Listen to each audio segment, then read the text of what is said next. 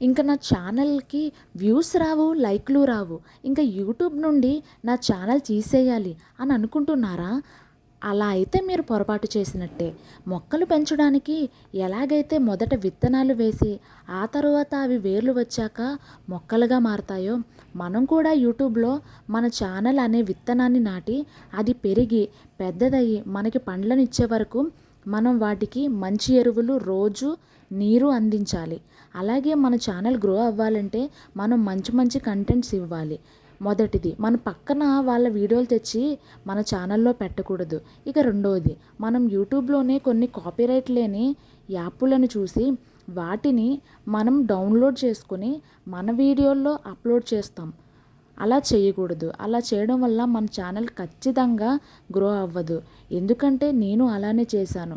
దానివల్ల నా వీడియోస్‌కి వ్యూస్ రావడం ఆగిపోయాయి. యూట్యూబ్‌లో వీడియోస్ అప్లోడ్ చేశాక అది తక్కువ వ్యూస్ వచ్చిందనో లేక లైకులు తక్కువ వచ్చినాయని అస్సలు డిలీట్ చేయకండి.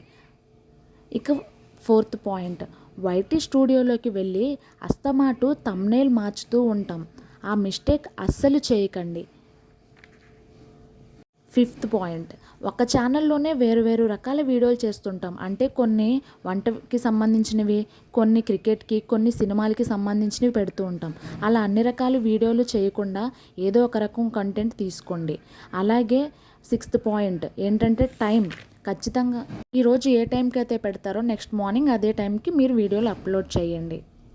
మరి మాకు ఇన్ని చెప్తున్నారుగా, మీ ఛానల్లో అన్ని రకాల వీడియోలు ఉన్నాయిగా అంటారా? అందుకే అండి నేను చేసిన మిస్టేక్ మీరు చేయకూడదని మీకోసం ఈ వీడియో చేస్తున్నాను. కష్టమో నష్టమో యూట్యూబ్లో వీడియోస్ పెట్టాలనే ఆలోచన వచ్చింది అంటే మీరు ఏదో సాధించాలని ఈ ఛానల్ పెట్టారని అర్థమవుతుంది. నేను చెప్పిన ఈ చిన్న చిన్న తప్పులను సవరించుకుంటూ మీ టాలెంట్ అంతా వీడియోల్లో చూపించండి. అందరికీ ఆల్ ద బెస్ట్.